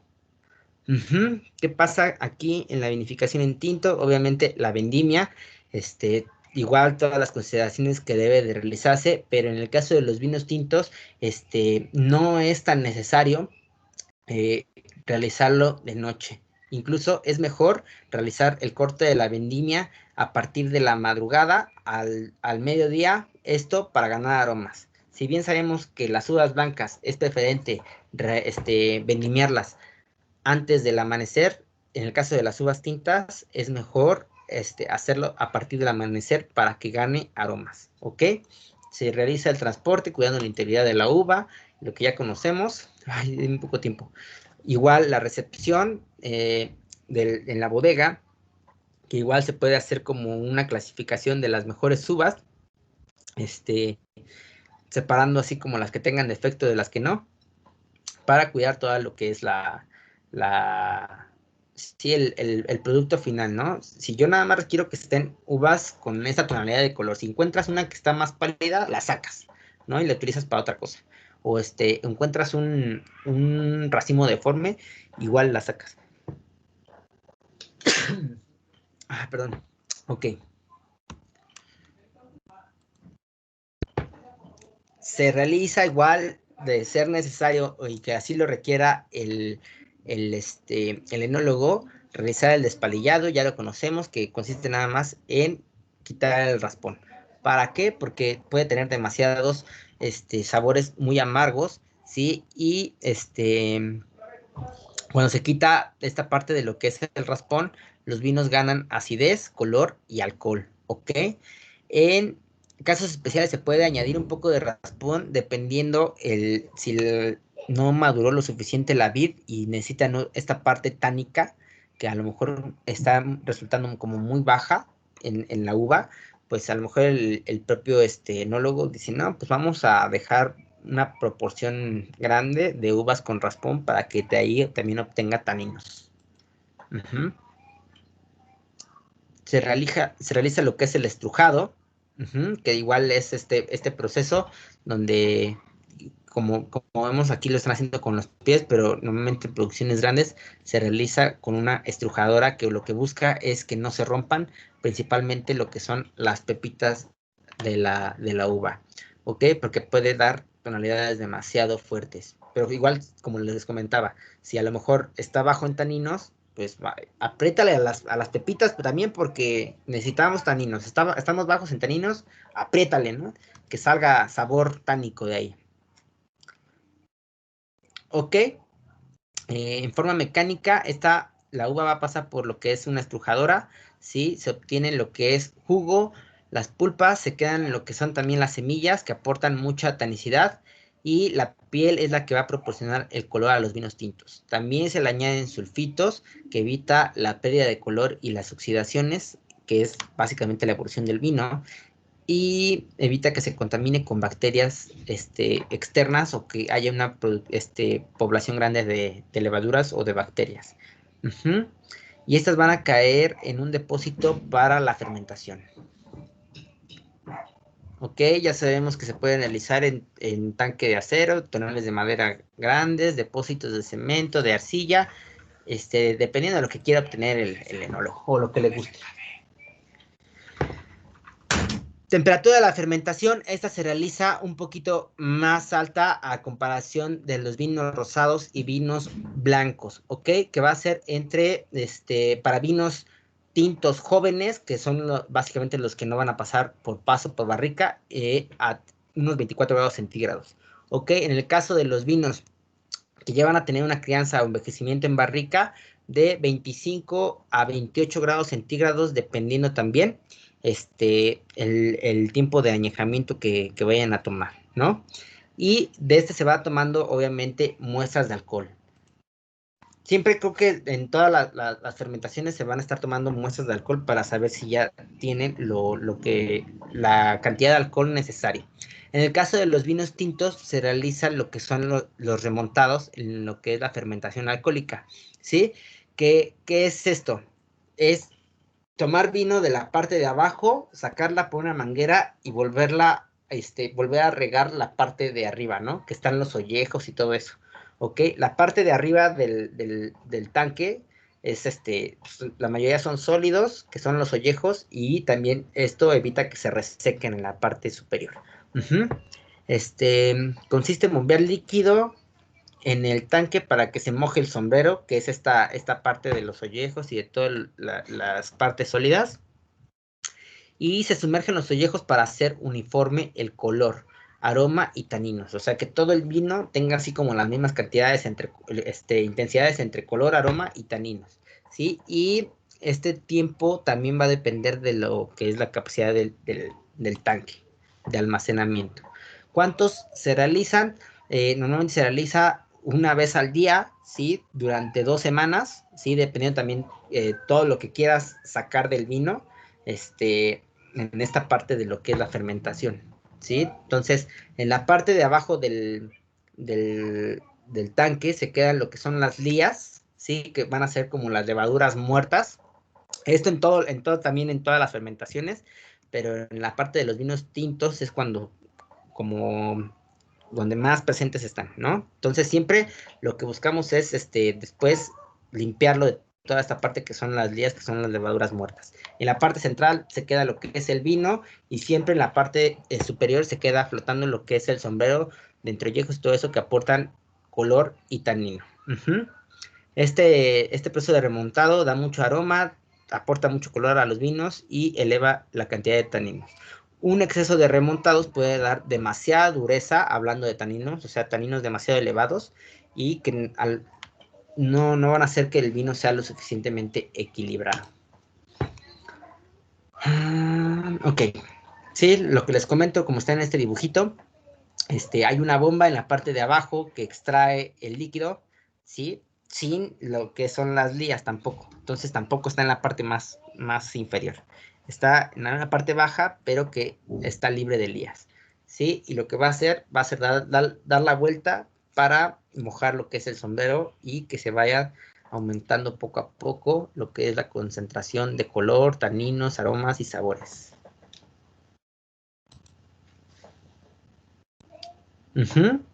Después se realiza lo que es el descube, lo que me estaban comentando, que es más en el caso de los vinos tintos, ¿sí? ¿Qué es el descube? Pasando a la fermentación alcohólica, lo que vamos a retirar, vamos a retirar el líquido ya sin las lías y sin la parte del sombrero, ¿ok? Esta parte se le va a llamar vino yema. El sombrero, se va a mandar a una prensa para poder extraer todo el líquido que hay, sobrante, y es denominado vino prensa. Y es lo que me estaba comentando uno de ustedes, que es el ensamblaje o copage, ¿sí? Esa es en la parte en la que el enólogo va a decidir cuánto vino prensa le agrega al vino yema para hacerlo un poquito más intenso, porque el vino yema normalmente es mucho más ligero que el vino prensa. El vino prensa trae toda una carga de taninos, de color, de sabor, que aporta también mucha longevidad. Incluso los mejores vinos no solamente están hechos con vino yema, ¿ok? También requieren de utilizar vino prensa para darle longevidad, por ejemplo. Porque estas características aportan mucha longevidad al vino, ¿ok? ¿Qué es el vino yema? Es el 85% del total, ¿sí? Es normalmente muy suave en color, en aroma y en sabor, ¿sí? Y el vino prensa va a oscilar como en el 15% del total de lo que es el vino, ¿sí? Y esta es una gran fuente de color, sabor y aroma, y a decisión del enólogo va a ser como la proporción. A lo mejor échale del todo el vino prensa que tenemos, agrega 70% del vino prensa para dejarlo como debe, como yo lo deseo, ¿no? La calidad de vino que yo deseo. Pueden pasar por una fermentación maloláctica también los vinos tintos, ¿ok? Que favorece mucho lo que es el equilibrio organoléptico. ¿Por qué? Porque durante la fermentación maloláctica también hay evolución, y la evolución va haciendo más equilibrados los vinos. Vemos que se transforma el ácido málico a láctico, gana mucha complejidad aromática, muchos aromas más complejos, y normalmente se realiza o ya sea en barricas de madera de roble o en tanques de acero inoxidable. Y se tiene que estar revisando y probando la calidad. Aproximadamente entre 7 a 15 días a una temperatura lo más controlada entre los 14 grados centígrados para que no volatilicen tanto los aromas y se pierdan en el vino. Ajá. Se le hace una adición en el caso de la fermentación maloláctica, una adición de levaduras, que son bacterias lácticas, ¿sí? Y se va a convertir el ácido málico en ácido láctico. Después de todo eso, también va a pasar por el proceso de clarificación, estabilización y filtrado, que ya lo vimos, para limpiarlo. Y también, ya sea que pase un vino joven, así como salió de la estabilización, clarificación y filtrado, puede ser embotellado y es denominado vino joven. Pero también puede pasar por un proceso de crianza, que se va a llevar a cabo en una barrica de roble blanco, ya sea americano o francés, ¿ok?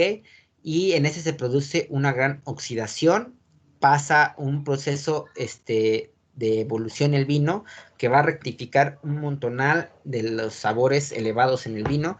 Entonces, el enólogo, si quiere que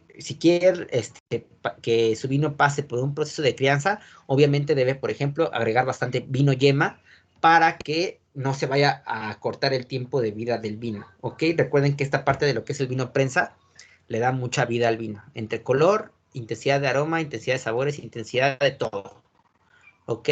Pero como va a pasar por un proceso de oxidación y de evolución en la barrica, va a tener entonces que agregar al vino bastante poder para poder resistir todo este proceso, ¿ok?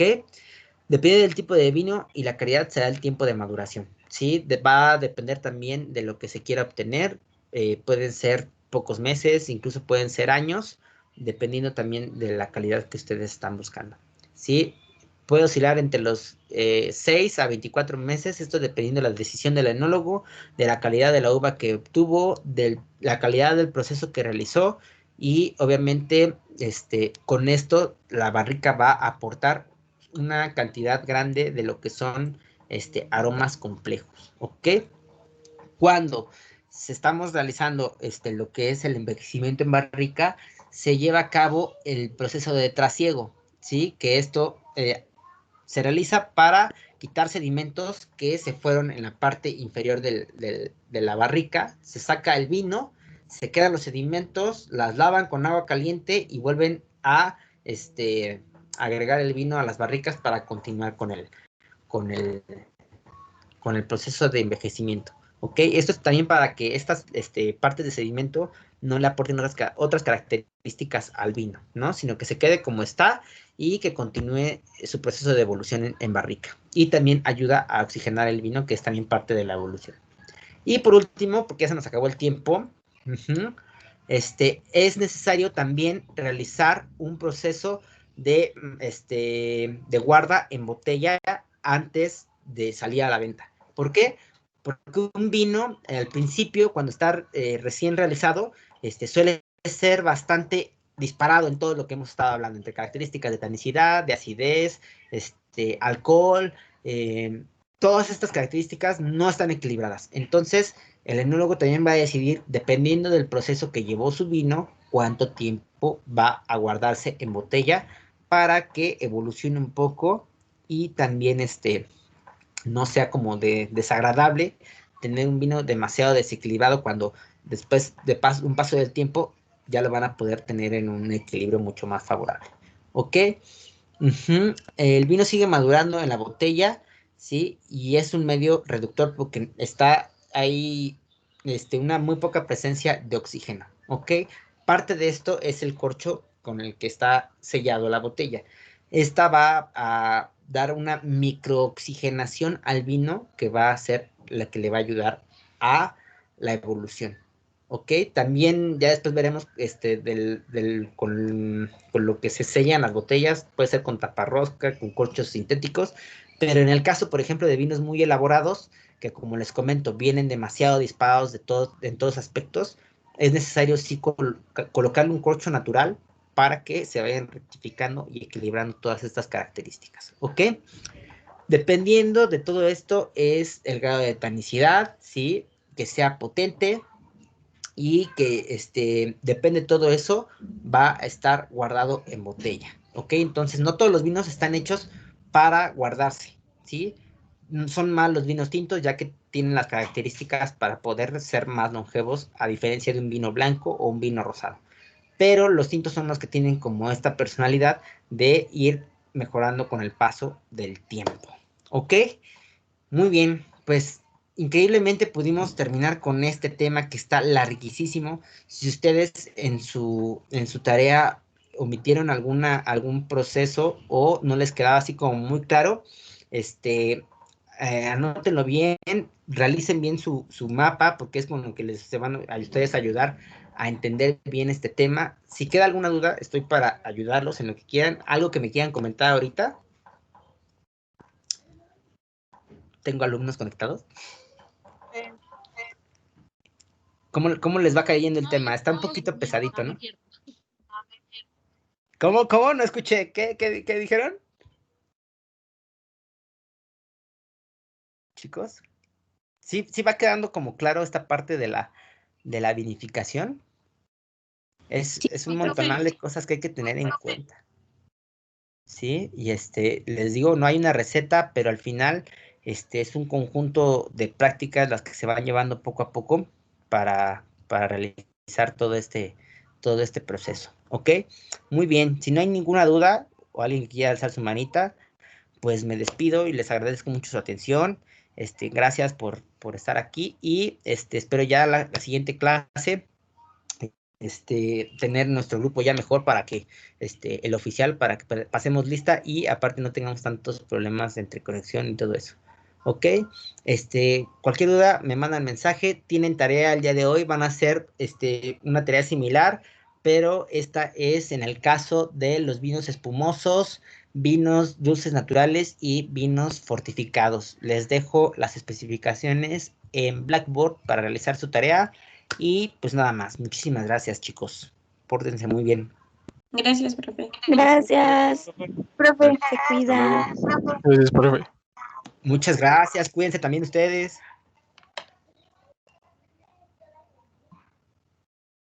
Hasta luego. Adiós, se portan bien. Cuídense mucho. Que tengan buena semana y cualquier cosa, estoy para atenderlos. Recuerden que las tareas se entregan hasta las 4 de la tarde del último día. No las dejo al final de la tarde porque se supone que necesito como una parte de esa tarde para revisarlas. ¿Ok? Entonces no es al final del día, es a las 4 de la tarde. Al rato les mando su calificación de la tarea que me mandaron también. Y todos los chicos también que no la pudieron mandar y que me pidieron por correo que les habilitara, ya se las habilité desde anoche, espero que ya la hayan mandado. Sí, ya, gracias, profesor. Va que va. No, gracias a ustedes. Cuídense muchísimo, nos estamos viendo prontito. Usted igual, cuídese, bye. Excelente día. Adiosito, que tengan también buen día todos ustedes, nos vemos. Ok.